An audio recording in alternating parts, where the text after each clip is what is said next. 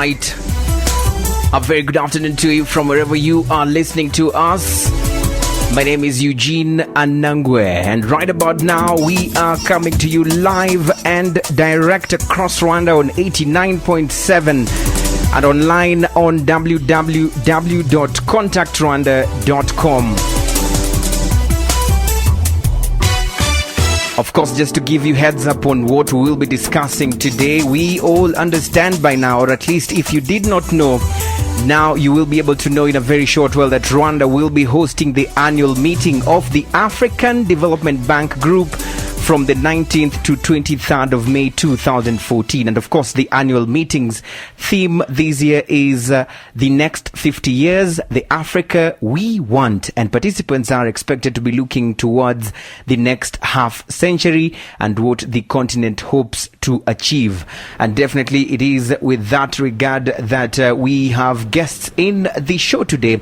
And our guests in the studio are the resident representative of the African Development Bank, that is the field office, Mr. Negatu Makonnen, who's in the studio with us. Thank you for joining us, Mr. Negatu. Thank you. All right. We also have in the show the permanent, we were supposed to have the permanent secretary of the Ministry of Finance and Economic Planning, Madam Kameta, who was not able to make it on the show, but she has been represented, or the ministry has been represented by the government's chief economist, that is Leonard Minega. Leonard, welcome on the program. Thank you very much. All right. Before we, start the show or get into the details of what we will be talking about today, let's first take a sneak peek into what is trending across the social media and other media platforms. And I know by now you all remember or understand that in South Sudan we have a peace deal that was signed between President Salva Kiir and former Vice President Riek Machar that is expected to end the 5 months of bloodshed in the world's youngest economy. First of all, your quick comments, Mr. Negatu, and what do you think about this latest development? I think this is a great news. Africa needs to be in peace with itself. And we all know that the liberation of Southern Sudan has taken many decades, and I think both parties should sit together and fix this problem, and this is what we have witnessed at the signature of the peace deal in Addis Ababa, Ethiopia, and it's a great moment. Thank you.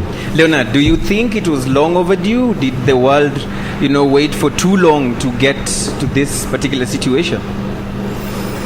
I think yes. In a sense, it was long overdue because we should have got that very long ago. We should have got the peace deal very long ago. But the main thing is that the peace deal is something very important, not only for South Sudan and the people of South Sudan, but also for the neighbors. Because when there is war and lack of peace in a country, it impacts actually the economies of the region, be it Kenya or Uganda or even Rwanda. So it's very important that it's a very important news.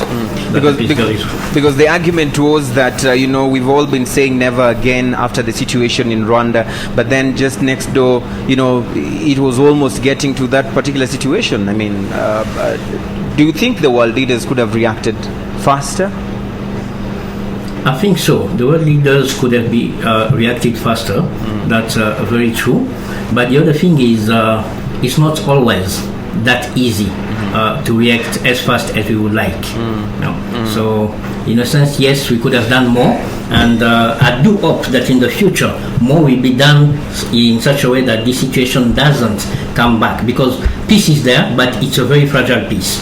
So it's important that we continue monitoring the peace agreement so that we don't come back to conflicts, to armed conflicts.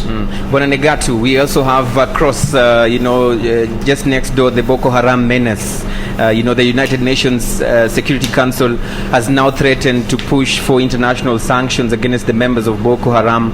We understand that it's now close to almost 1 month after they abducted over 300, girls.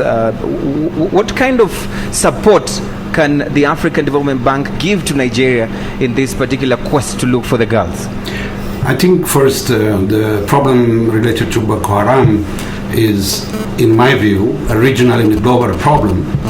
because the fundamentals and the principles Boko Haram shares goes beyond Africa's borders. And I don't really believe this is only an African problem.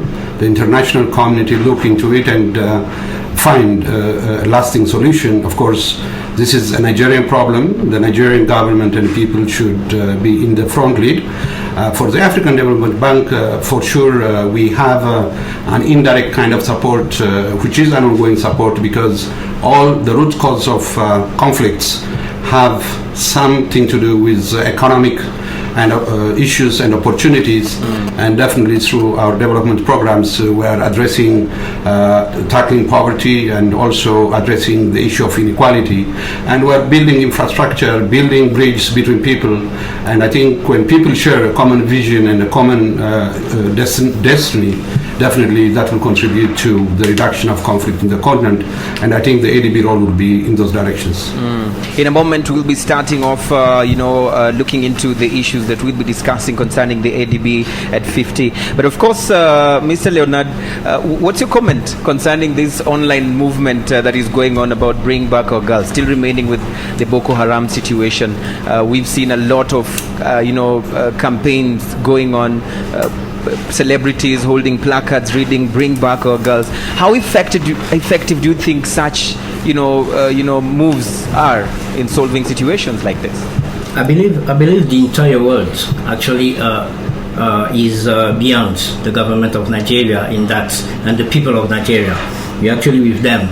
And the other thing is we need to have a common voice on that problem. And I would say, again, I will come back to that. The main point is not only addressing the situation today, the situation that we've got at hand, but as my colleague was saying, how do you avoid this situation to be happening? And this comes back also to governance, to as he was saying, to poverty and inequality and social problems that we need to resolve. Okay. All right. So remember that this is Crossfire. They call me Eugene Anangwe. And of course, if you want to participate in the program, you will be able to call us later on in the show. And the numbers to dial are 897. You can as well SMSs by writing the word CFM. You leave a space, you write your message, and send it to the numbers 5000. We're also on Facebook, and our Facebook page is 89.7 Contact FM.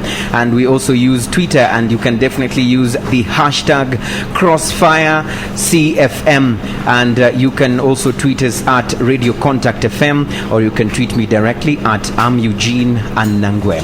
So now, Mr. Makonnen, you do represent a bank that is arguably one of the oldest African financial institutions. Now, we understand that the African Development Bank was established in 1964, and the aim was to promote social and economic development in Africa. Now, we understand also that you will be celebrating 50 years of existence as the continent's premier development financial institution.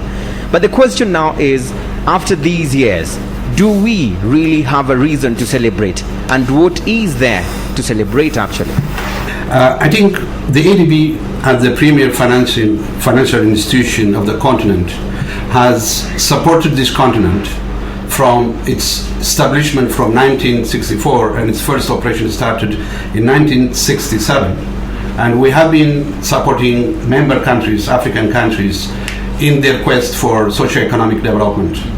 And also, I think the key contribution of the African Development Bank was in promoting regional integration. As you know, regional integration is the way forward for this continent to be the major driver of the global economy.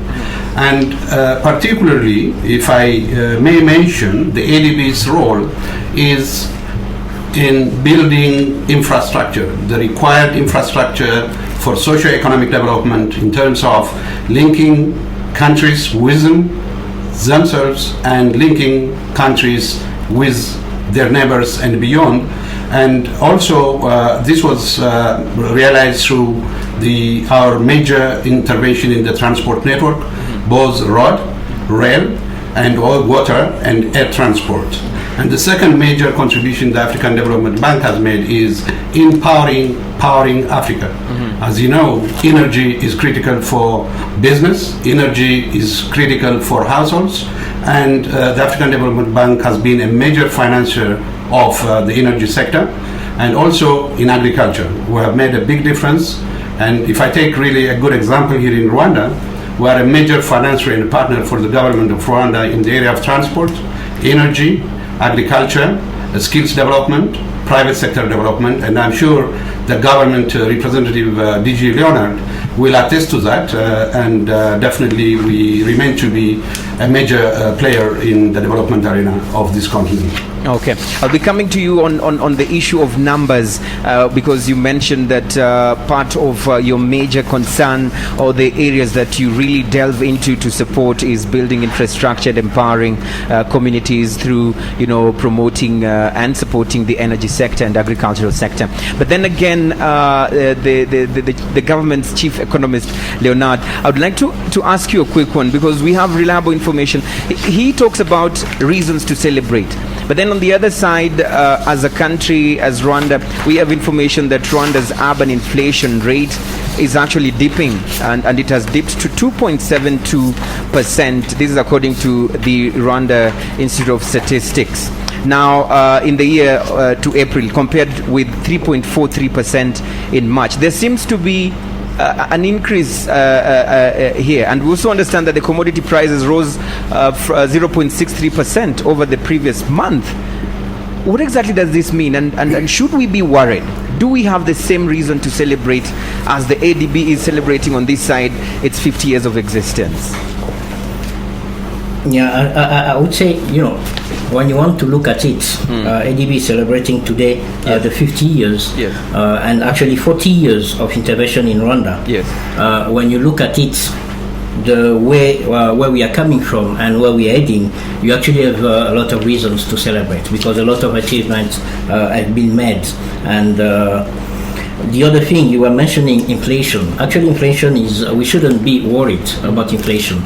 It's when you compare to last year, it's quite normal that we've got this inflation. Actually, it's even lower than what we had last year in May. So the thing is, actually, inflation is not that high. As long as our target is 5% for the entire year, as long as we have not got beyond 5%, we don't have any worry. We should actually be celebrating that it's lower than what we are forecasting up to now.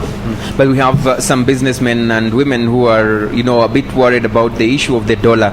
It's almost hitting 700 in both buying and selling. What's your comment on that? On the dollar, my comment would be, yes, the Rwandan franc is actually depreciating, but that's we shouldn't look at it as a conjunctural situation, something that is happening only today. When you want to solve this kind of problems of depreciation, actually you look at what is it that you are exporting. And it's not only the government, it's actually a call even to private sector. As a country, we should be exporting more in such a way that we get more foreign currencies, and this has an impact on the dollar. This only means that today, as Rwanda is growing, and which is normal, the country is growing, the GDP is growing, and people want to import more. As they want to import more, they ask for more foreign currencies. And this is the reason for actually the depreciation of the Rwandan franc today. And as it continues to, the value of the franc continues to depreciate, what can the government do? I mean, what can you advise the government to do? Because this is a worrying trend, of course. I don't actually think people should be really, really worried at this stage. Why? The Rwandan franc has always been overvalued when compared to the regional trade partners. When you compare to Uganda, to Kenya, to Burundi, the Rwandan franc was overvalued. So depreciating the Rwandan franc today is actually good for our exports. It reduces, the Rwandan franc depreciating reduces the pressure on imports and actually creates an environment for exports. So people shouldn't be that worried, as long as it's not real, very high depreciation. All right. So I'll bring back Mr. Makanen, because we understand that the Africa of 1964, or the Africa that was there when the African Development Bank was being born, is not the same as the Africa of today in terms of the needs, in terms of the development, and so on. And therefore, someone could be asking a very keen question: what are some of the key elements or deeds that best demonstrates that your institution has been able to remain a dynamic and relevant institution in a fast changing continent? Yes, Eugene, look, in 1964, yes, it was a different time. Yes. Why I would say that? Many of our African countries were coming out of colonization. Yes. And the founding fathers were visionaries, really visionaries. And the only way to address Africa's development and economic challenge was to establish a continental bank which served at the time the challenges our countries had. Mm-hmm. But over the years, the African Development Bank has evolved because the international committee, the world has evolved. And today, if you compare our bank today to the 64 or 67 situation, we are currently an internationally recognized institution. We have a bigger, larger capital base. We are the voice of Africa in all international arena, and we are credible in many ways. And every other international institution recognizes the role of the African Development Bank. We are not only a project bank, and we are a knowledge institution. We advance credible knowledge that informs policy making in African countries and in the continent at large. And therefore, I would say that today's ADB is much more advanced and much more modern in terms of guiding Africa's development and future. So in your opinion, basing on this growth of your bank, what can you say what can you mention as some of the things that probably have become of urgent need from the continent, if you compare from the years as the bank has also been growing? Yes, as the bank has been growing, also it has been fine-tuning its areas of interventions. Mm-hmm. Definitely, the African Development Bank cannot do it all. Yes. And because of that, our intervention in our member countries is much more selective, focused, and currently we do have a 10-year strategy that guides the bank's support to its member countries. Mm-hmm. And this strategy is anchored on two twin objectives, that is inclusive growth, and that is sustainable, and also addressing the need of green economy. Mm-hmm. And in this area, we support economic transformation in our member countries mm-hmm. through supporting infrastructure development. Mm-hmm. We also support regional integration. Mm-hmm. Private sector is a major engagement for us. Mm-hmm. Skills development, as you might know, in Rwanda, for example, we are a major player in skills development. Mm-hmm. Even last week, we have approved $75 million to support Rwanda's quest for a skilled labor force, which is very critical to take Rwanda to the next level. And therefore, I think we are not forgetting agriculture, because food security is very critical. And at the same time, we are a major advocate and supporter of women empowerment.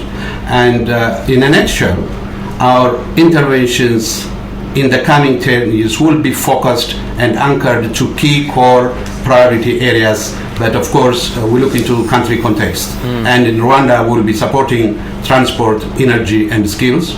And we are currently leading the sector working group in transport, where the culture is government, and also in the private sector and youth sector working group. And this will be our way forward in Rwanda.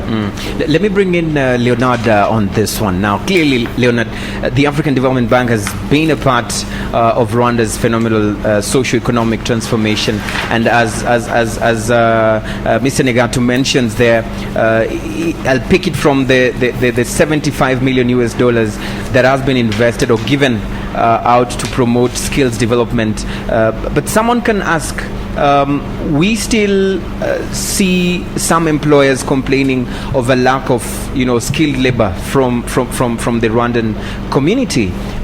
So where does such funding go to, and how do you use it for us to see, skilled people out there instead of companies going out to look for other, people to do these jobs? Yeah, thank you very much for this question, Eugene. I want to put it again once more in context. Afdb has been actually with us for the last 40 years. And as he was pointing out, most of the allocation of Afdb, which actually is a little more than $1.6 billion, more than $1.6 billion over the last 40 years. Most of it, 32%, has gone to infrastructure, 25% to agriculture, and around 17% to social sectors. What I want to put why I want to put it into context, the 75 million that were approved, actually, that I went to sign in Tunis last week, are not yet used. So you need to understand this is what we will invest, and we will invest more than that, because there are also other partners that were also helping us, actually supporting us on skills development and employability. So but the very reason why this program was created is that we recognize the problem that you are saying, that actually private employers are complaining about lack of skills, or even sometimes a skills mismatch between the people that we've trained in our education system and the people that are needed on the job. So that's why recognizing it, and that's one of the pillars of ADPRS2. The third pillar is actually about productive employment and youth employment. So very much, I think this operation will be invested over the next 3 years to try to address this problem.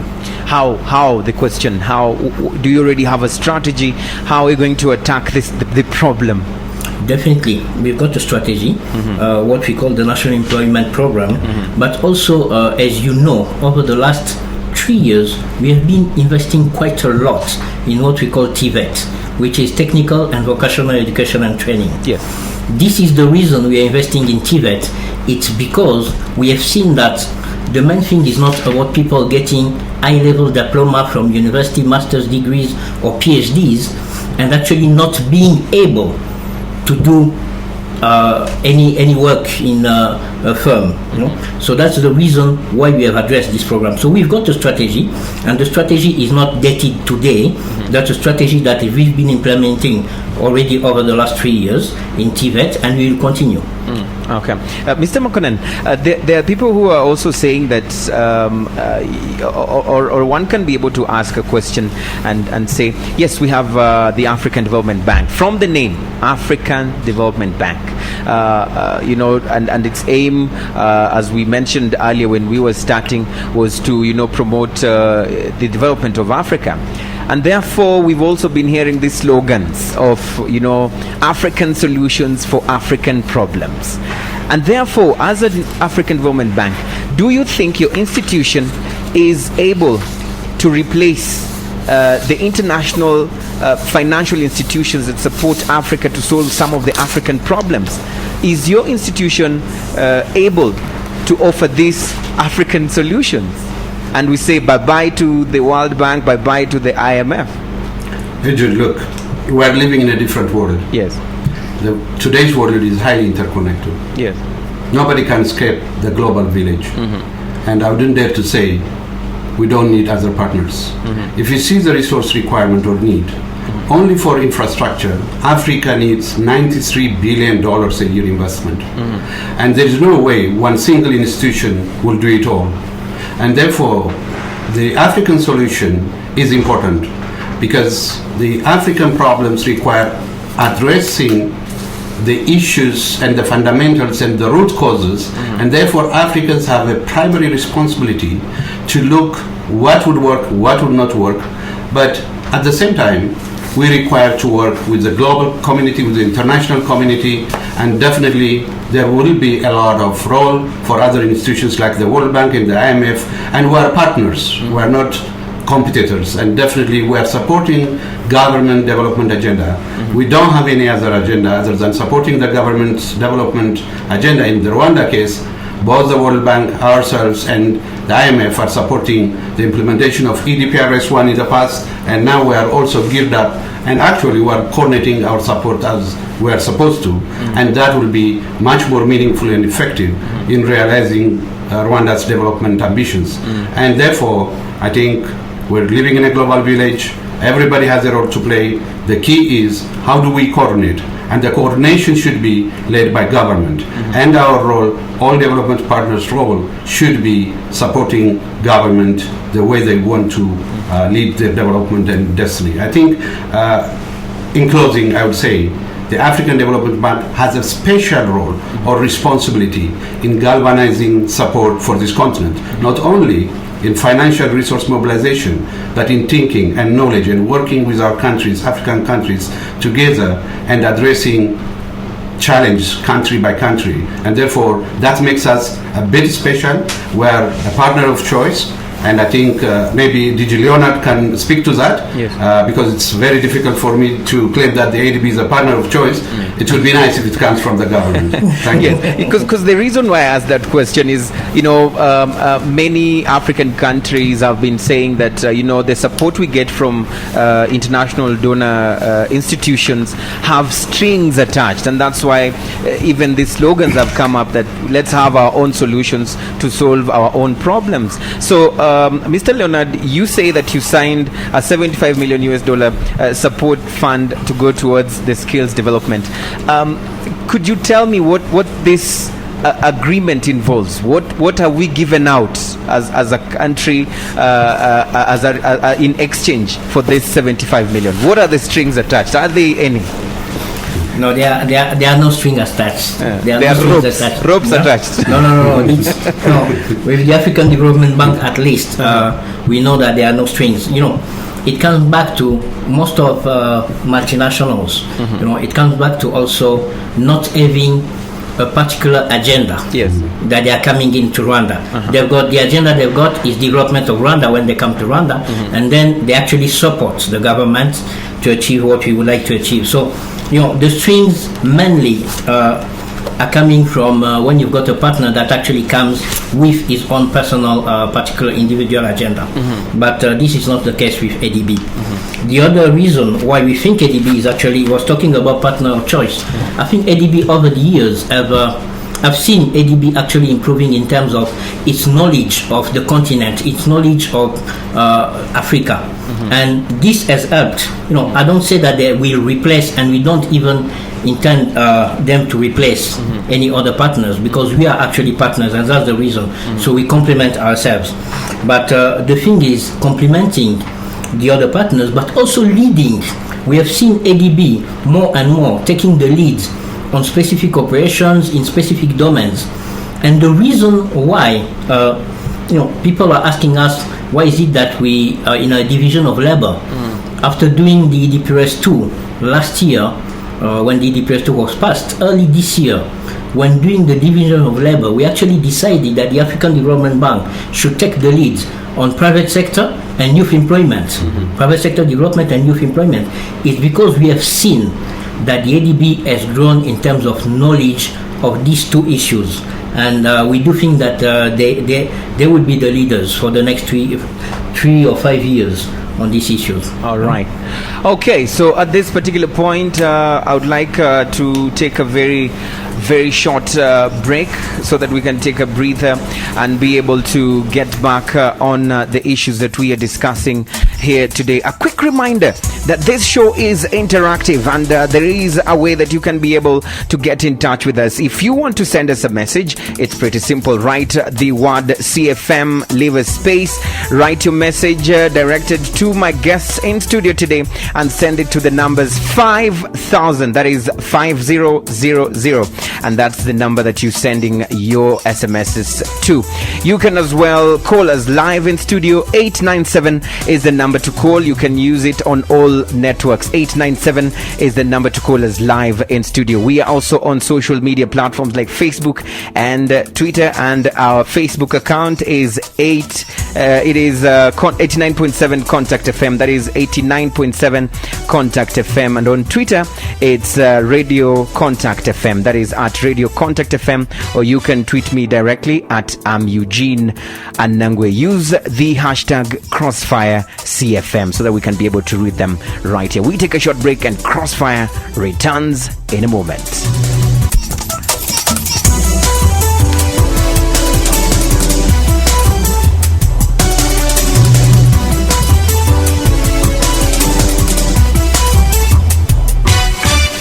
All right, gentlemen, welcome back to the program.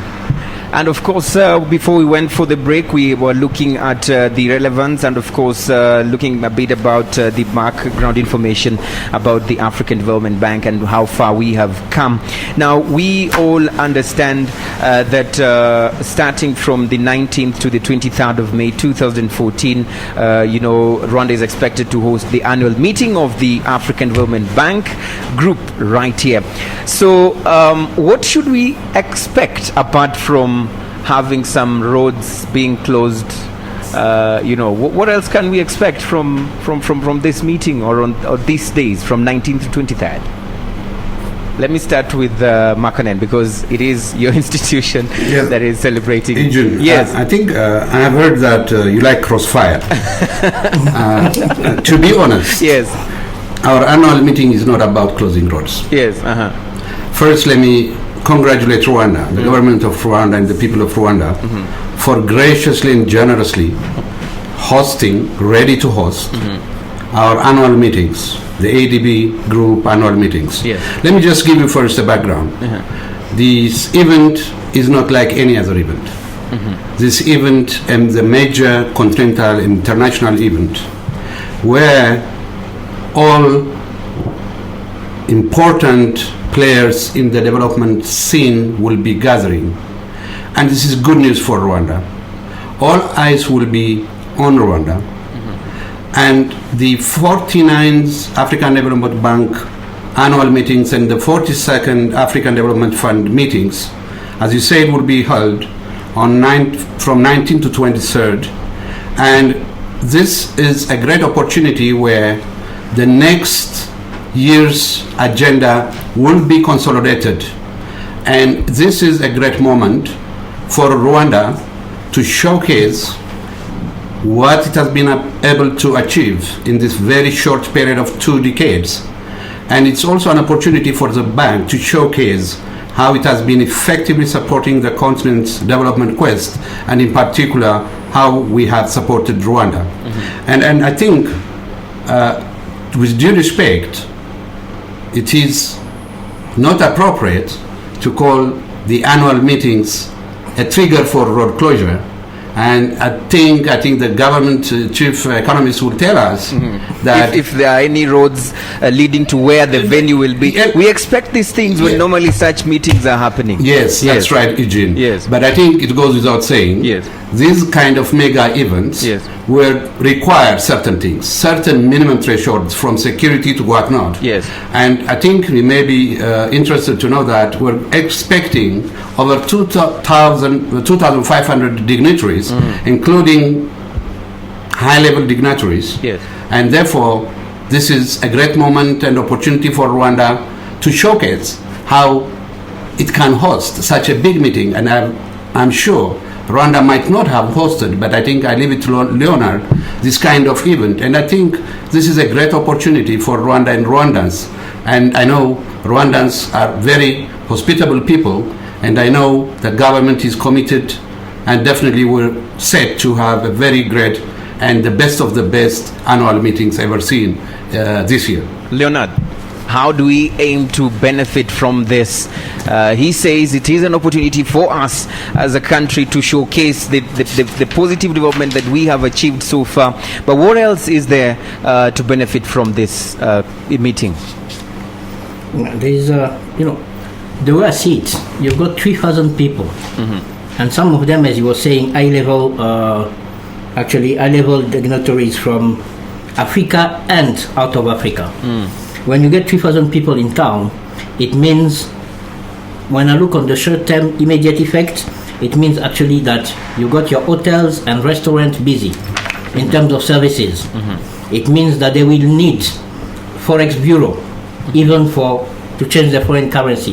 They will need services of transport. And all this is to benefit the private sector in Rwanda. Immediately, only these are immediate effects from hosting the conference during that week. And we've been working with the Private Sector Federation to make sure that the private sector in Rwanda is ready to benefit from that. But the other thing is, as he was saying also, it's a way to showcase Rwanda. 3,000 people coming from all over the world in Rwanda, they see the progress we've made, but also we have always been wanting to attract investors. That may be one of the best opportunity. And we will make sure that the Rwanda Development Board, we've been working with them again to organize that. We make sure that every single delegate goes back to his home country with a brochure on investing in Rwanda, so that people know what are the investment opportunities in Rwanda. Another thing, and the third point would be, it's part of our strategy to make sure that we organize more conferences, that we attract actually business tourism in Rwanda, conventions, conferences, meetings, and having the annual meetings of the African Development Bank with all the people who will come here. If we are, the only way you learn to do something is by doing it. So if you're able to actually do that this time, it tells the world that you are able to do anything else, organize any other convention and conferences. So there are two things that will be involved here, and we either stand to benefit, hit the jackpot, or also lose in a big way, depending on how we organize ourselves. Is this what you're saying? What I'm saying is we are well organized. So there's only one. There are no two choices. So we are well organized, and we are going to benefit from it. Okay. So there are those who have been,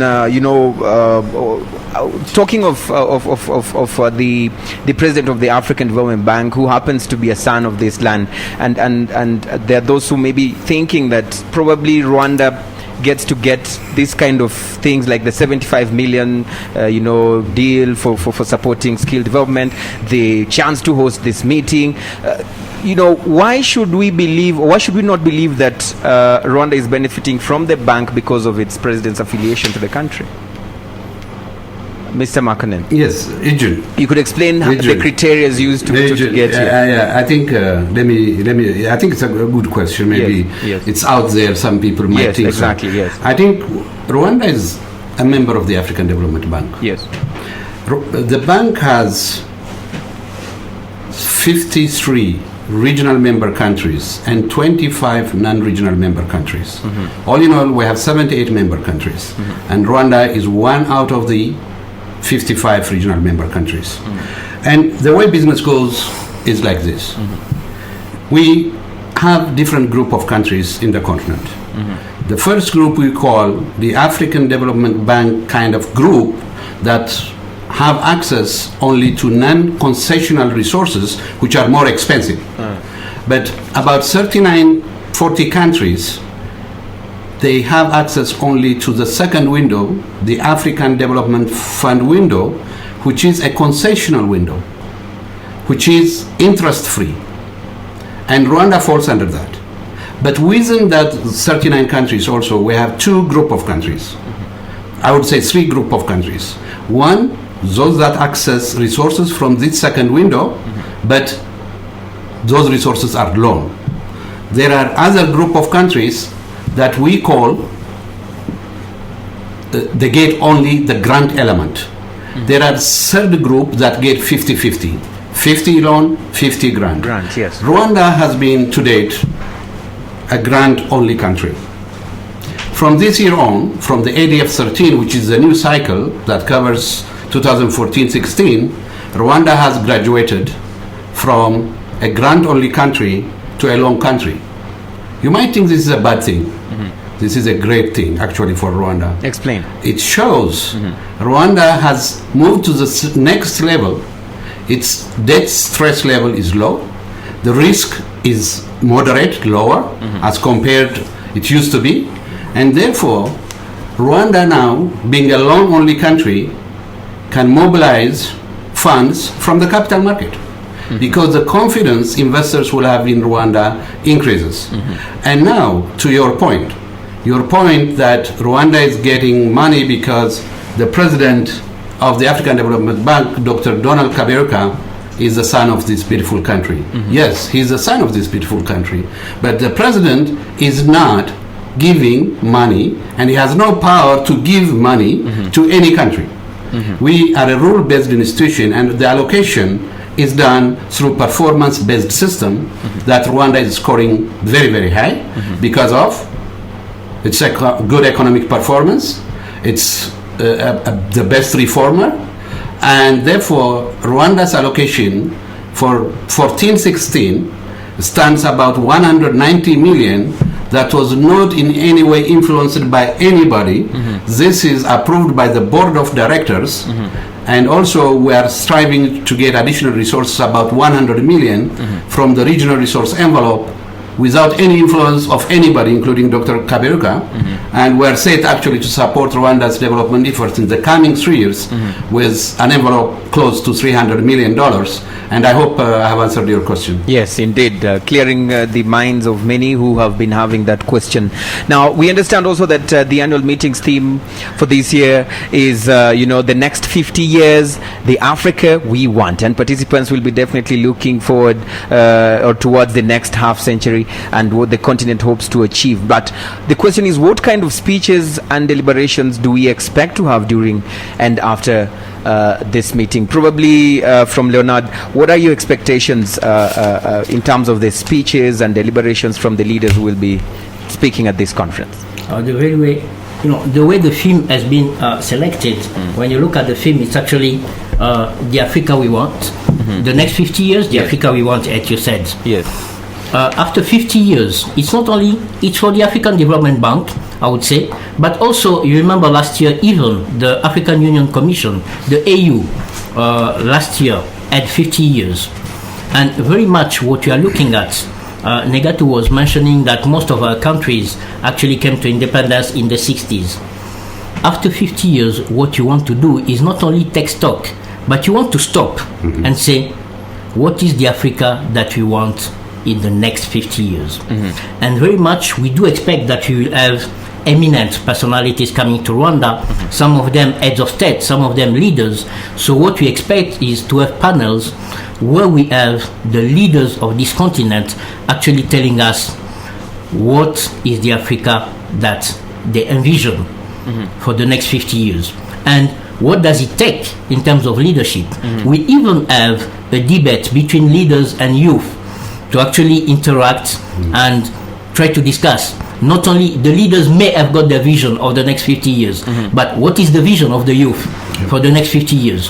What is the Africa that they want? Because, if you are 60 today, or you may not be there in 50 years' time. Yes. But if you're a young man or a young woman today, you will be there in 50 years' time. So what is the continent that you want?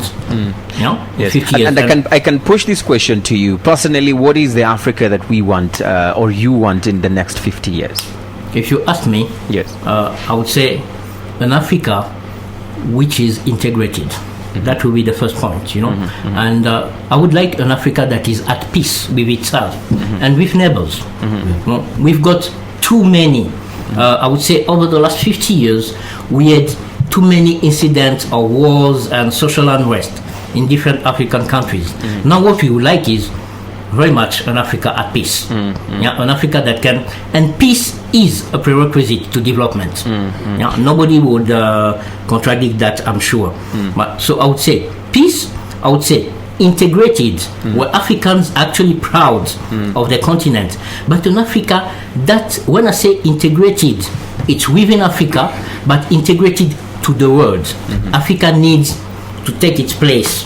I remember last year we were already discussing what is the place of Africa in the world, in the global environment.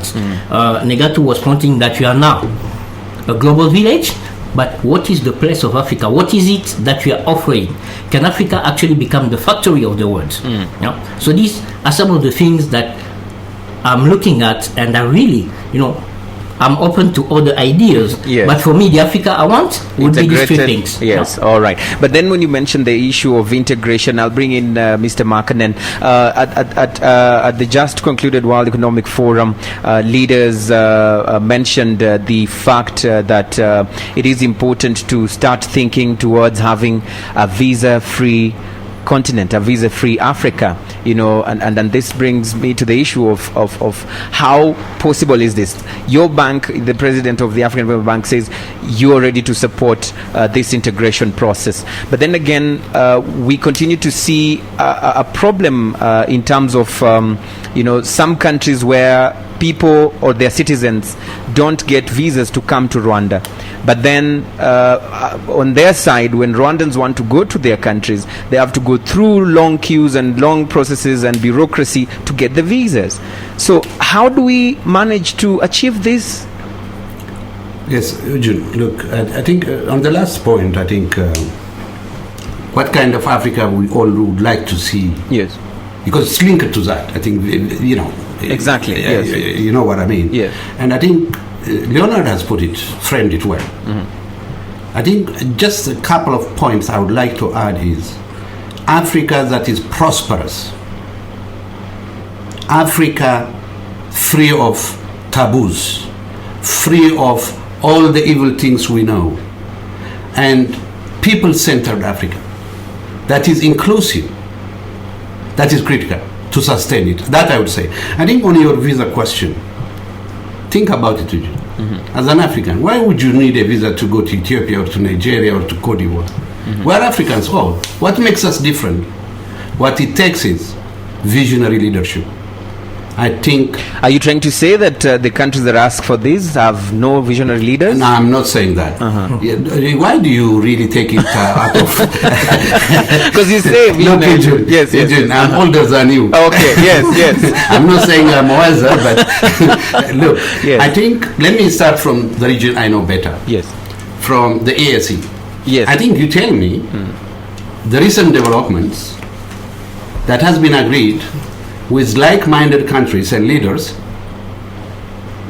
that you don't need a passport to go to Uganda. You don't need a passport to go to Kenya. Yes. Don't you think that is a great development? It definitely is. Don't you think that can be scaled up? Mm-hmm. It can. It can go to Ethiopia, to Eritrea, to Sudan, and then I think it's a good start. Mm-hmm. In my view, other regions should look into this. Mm-hmm. More countries should come on board because there is no silver bullet to this. Mm-hmm. And therefore, my view is, yes, we need to move to a visa-free continent, but definitely there are things need to be done. Mm-hmm. And the bank, our president supports this. Why? The bank is a lead partner in promoting regional integration in the continent, not only building the required infrastructure, I mean the hard infrastructure, but we're also supporting building the soft infrastructure, which includes trade facilitation, free movement of goods, people, and I think we have an important role to play. We are a very important partner to all our countries in the region. We do play a good advisory role. We do have great relationship with all our regional member countries, and definitely we have a role to play, and I'm sure that's why President Kaberuka has framed it the way he did. Now, I believe in the next 50 years, basing on what Mr. Makanen has been mentioning here, we definitely expect more support from the African Development Bank. But then again, the question is, Leonard, how does the government ensure that the bank's support is directed towards its priorities and directed towards what it is meant to support? Any specific examples of how you have been able to do this before, and can the public audit these funds that you're given for accountability purposes? Thank you very much for this question. How do we as governments make sure that the African Development Bank supports our priorities? The first thing is the bank intervenes within a framework. And the framework the bank intervenes in is what they call the country strategy paper. So we've got country strategy paper for each member country. They've got one for Rwanda, which goes actually up to 2012 to 2016. What to ensure is there is no elaboration of a country strategy paper by the bank staff. It is not elaborated by the bank staff. At the very least, they may be the people writing it, but very much it is elaborated in consultation with government. And we always make sure that the African Development Bank, and it's not only the African Development Bank, all the partners also, we make sure that the country strategy document is aligned to our Vision 2020 and to our EDPRS2. So that's what we did with the African Development Bank on the current country strategy paper. And actually the focus is on infrastructure, energy, transport, agriculture, water and sanitation, and as I mentioned before, private sector development and youth employment. The reason is we also make sure when we finish our EDPRS2 to revise the division of labor. And in the division of labor, what we tell our partners like the African Development Bank is we want you to intervene in energy, in transport, in private sector development. You may have been doing health before, but we think for this time you should look at private sector development. Because we have got other people that will put to do health. So that's the way we do that, and it works. But then it works. Once they in terms of accountability, you are telling me the money, the fund that are disbursed to us, how can people actually account for it? Any fund that goes to the government, we've put in place governance system to ensure that all the funds used by government actually audited by the Auditor General. You know that? We've got a public account committee in Parliament, and the Auditor General actually reports to Parliament. The public account committee has the right to call any government official that they think didn't manage the resources the way it should have been. So we really do not have any issue of accountability in that sense. All right.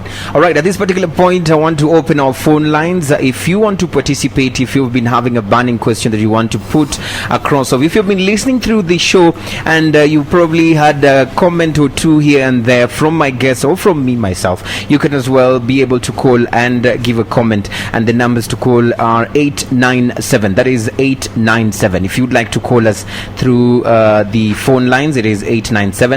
And for those who would like to send us a message on SMS, you can write the word CFM, leave a space, write your message and send it to the numbers 5000. We also have comments coming through on our Facebook fan page, which is 89.7 Contact FM. I'll read this comment from a person called Haki Brian Agustin, who says, great and amazing to have such guests. And Mr. Anangwe, can you please ask the representative of the Ministry of Finance that Rwanda is now having a very rapid demographic population, while the resources to support them do not rise up. Again, a big part of them are youth.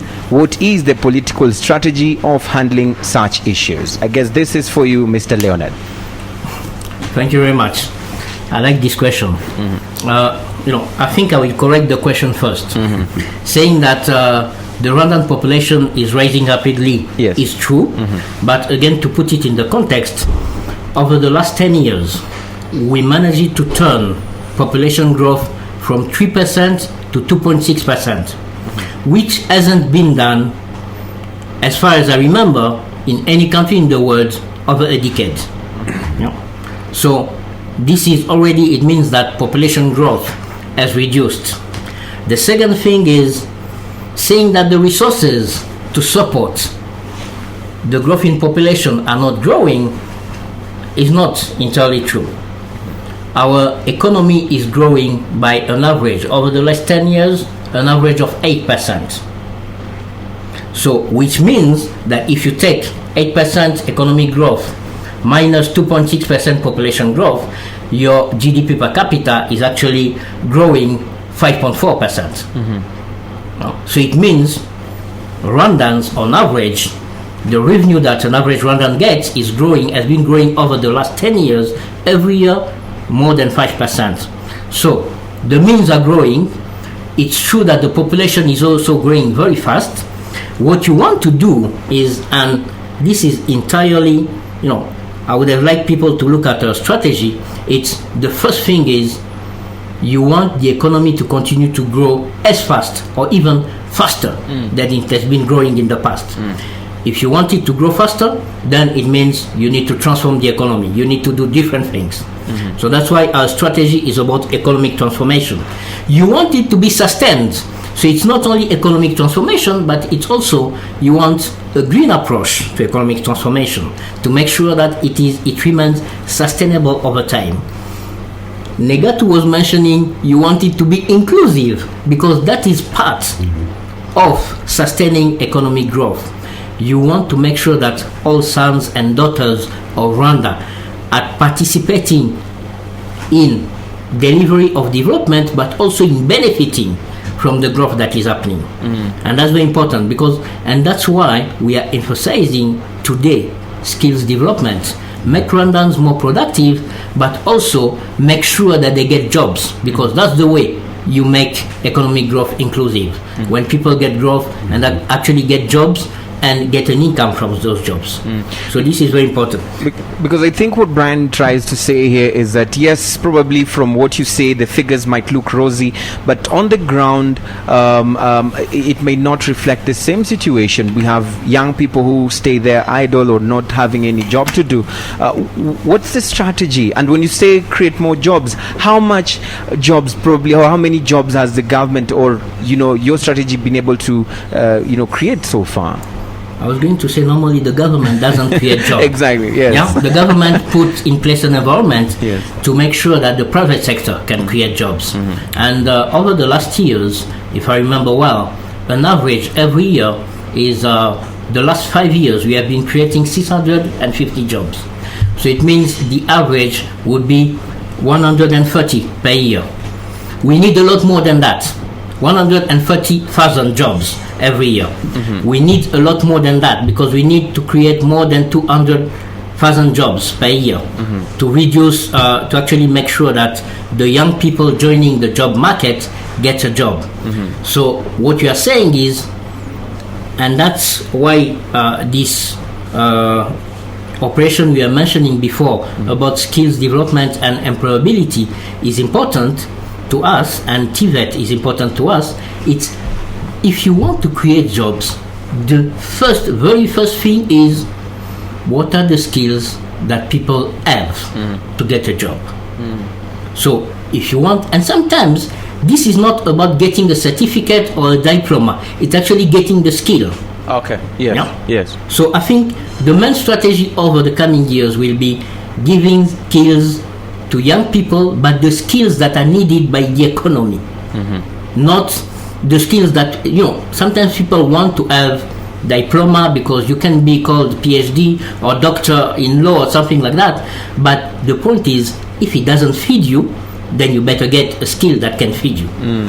So that's the point. I was going to bring Negatu in it, but he earlier on mentioned the contribution that the African Development Bank is giving, and part of it, as you say, is creating an environment. And of course, one of the possible solutions is also impact skills on young people who have, who are jobless. But then, how do we do an impact analysis on this? How do we do a follow-up and find out if whether what we did helped or did not particularly help?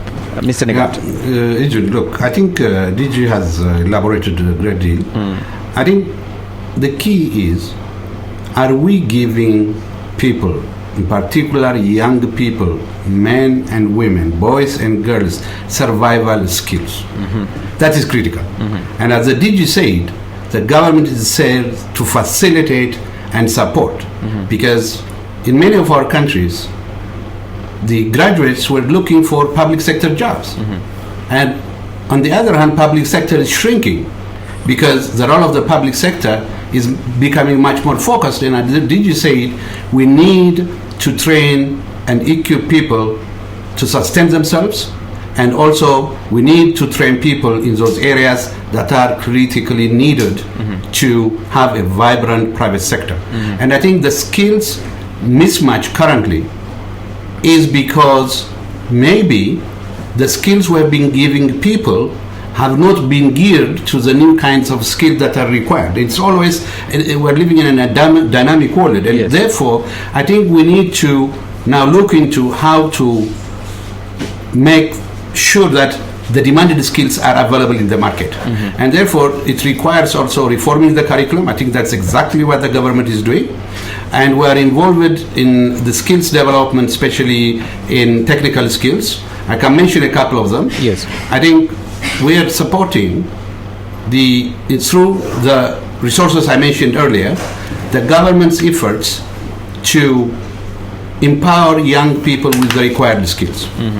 And this is done effectively in a coordinated manner between the concerned agencies and ministries. I will mention MIFOTRA is there, Minicom is there, Miniduc is there, and I'm sure RDB is also involved. And therefore the focus now is how do you promote in a fast way technical and vocational education that is critical actually to address the current skill needs. And at the higher level also we're supporting through Carnegie Mellon. I think you need also highly trained engineers in ICT. I think that is what the government has led, that is what the ADB is supporting. Take KIST.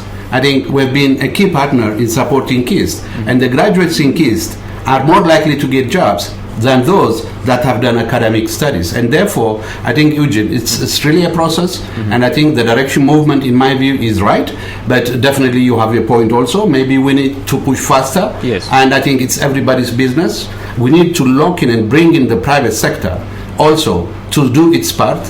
And the final point I would give you, I don't think it's just an issue in Rwanda, in the whole continent.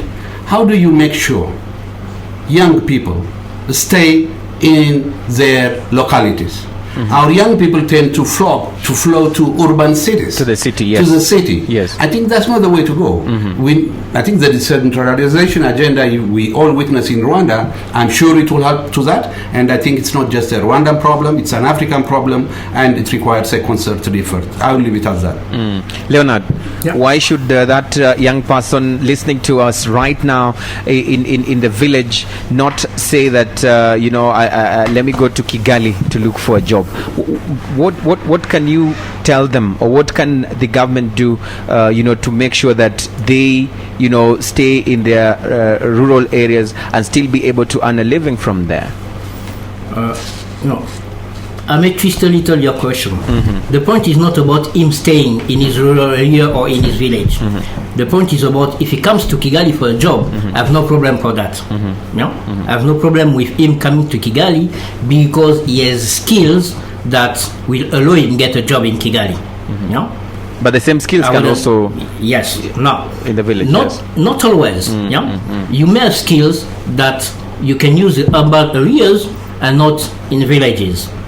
But the point is, one of the things we are trying to do, and not only giving the skills to people, but the other thing is, and I think for young people, it's when you want to start, even if you wanted to start your own business today, would you get the financing? So one of the things that the government is trying to do today is, how do you address access to finance? And we've been working with the Business Development Fund, the BDF. They will take in charge all BDCs. Again, we got support from the African Development Bank to develop the BDCs.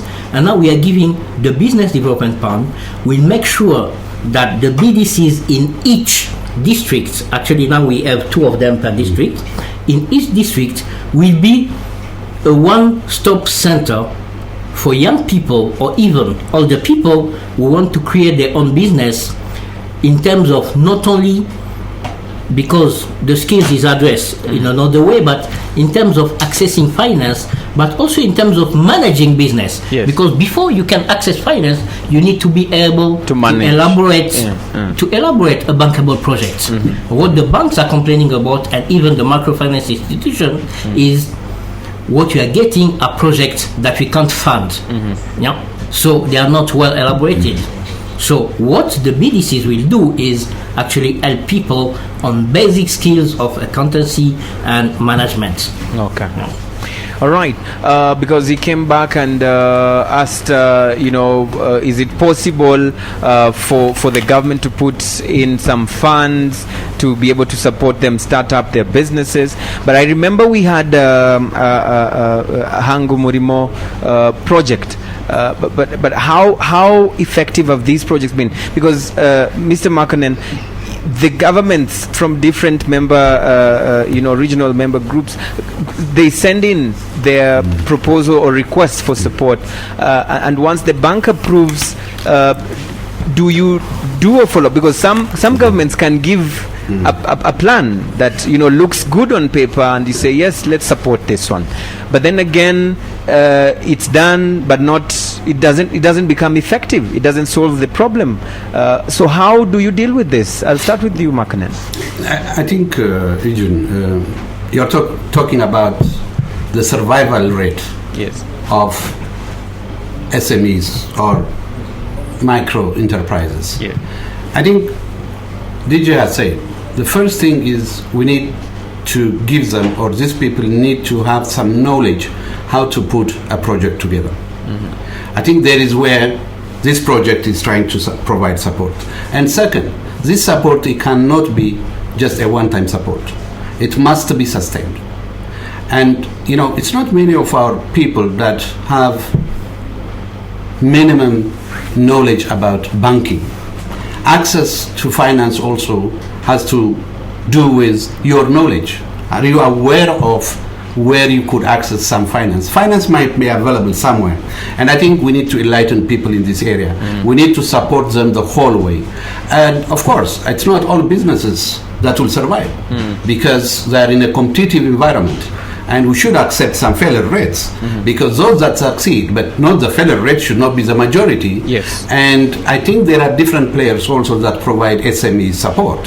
And we need to coordinate. I think the SACCOs also really are a good source of access to finance. We also have extended line of credit to BK and BRD. I think BRD is on the fourth line of credit. The whole idea is to on-lend to SMEs, but I hear a lot of complaint about high interest rates. Yes. But definitely we all have challenges. But I think we need to stay on course. We need also to fine-tune some of the things we've been doing. We need to change course when that is necessary. And I think risk-taking is very important. There is no risk-free private sector. And I think we need to work on the mindset of young people also. I think, Eugene, how do we do that? I think young people are full of ideas. They should not expect only the government to do everything for them. Yes. They should be innovative. Look what you are doing. I think you are doing a great job. You're a young man. And I think they should be enlightened from what you are doing, Eugene. Merci. Murakoze, thank you for that. Leonard, how do you do impact analysis? Because we had such kind of a program, but how far is it today? Maybe in a nutshell, before we move on to welcome in some more comments on today's show. I will go back to how we do impact analysis for all the programs that we do. Yes. It's actually embedded in the design of the program. At the very start of the program, you make sure that you've got impact indicators. If you do a program to create jobs and your objective is to create 200,000 jobs, we will ask you, how do you measure it? Yes. And after how much time? So if it's after 3 years, we'll do a survey like the EICV or the labor market survey and know that the jobs have been created. If they have not been created, then we come back and look at the program implementation. Was the program implemented the way we wanted? If yes, it means that in itself the strategy was not good enough. No? All right.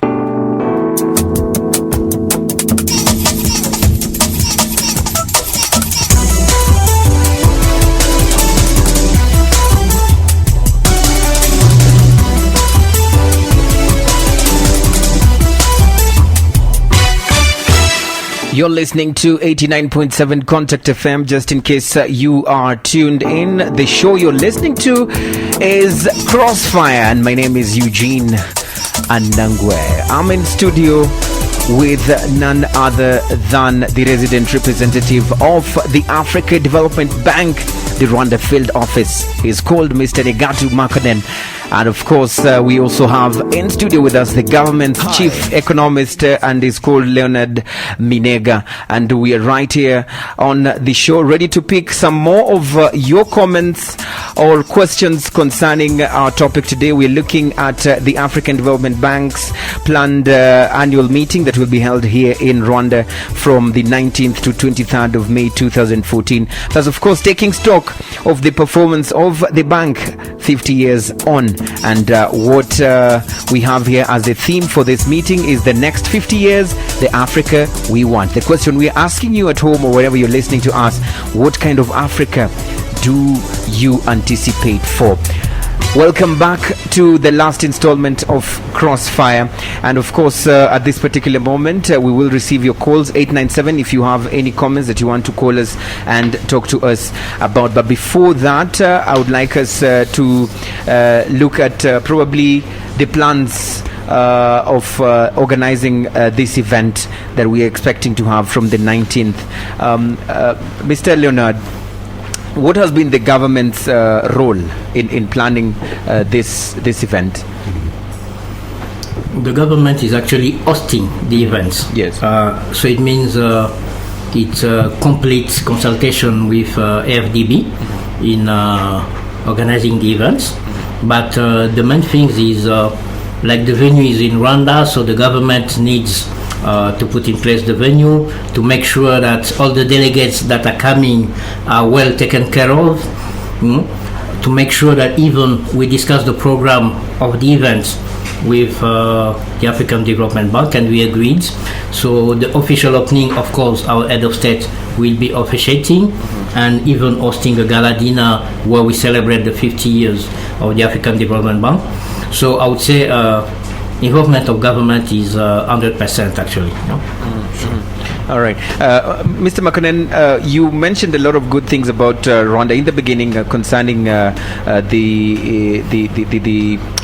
growth and the steps that the country has taken, and we all understand that under the EDPRS2, the country has set the bar way high, according to experts, with more ambitious aspirations to attain the middle income status.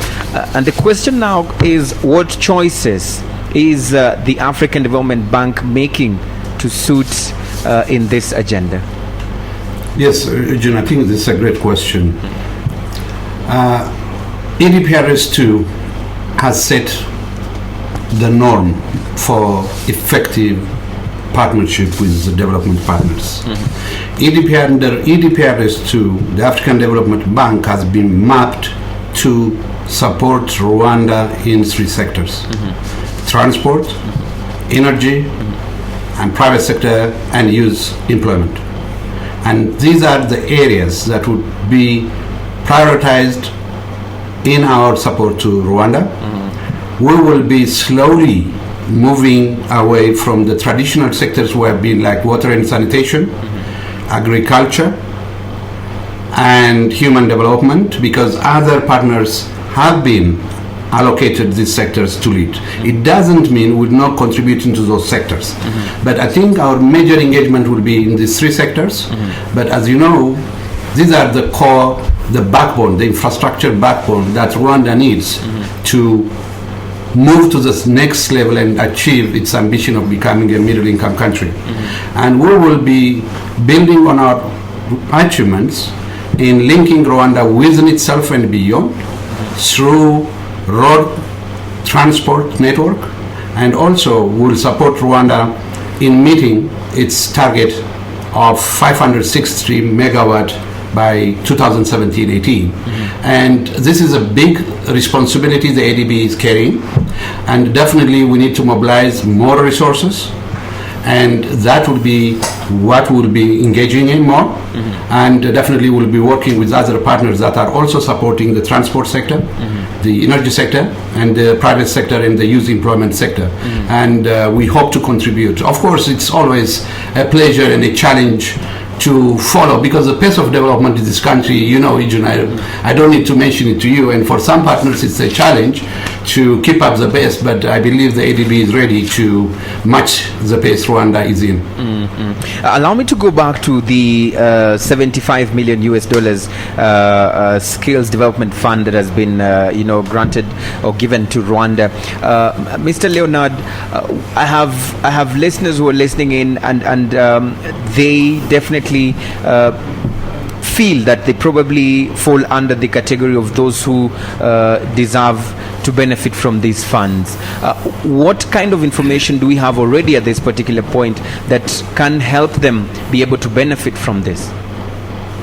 Well, at this point, we need, again, I want to put it into context. Yes. 75 million, it's not the only financing for that program. So it means the program is a lot bigger than the 75 million. So there's more. Yeah. All right. So there is more. The second thing is the program is about skills development and employability. What we are doing is putting all the projects we had together, like Angumurimo, like support to BDF, the BDCs, putting them together to make sure that we've got a chain of interventions that takes someone from the time he needs to acquire a skill to the time he actually gets a job or creates an enterprise.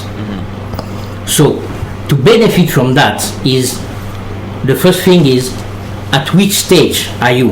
If you are at a stage where you need to acquire a skill, you will benefit from that through the TVET. If you are at a stage where you need to access financing, you will benefit from that either through the BDF or through Angumurimo.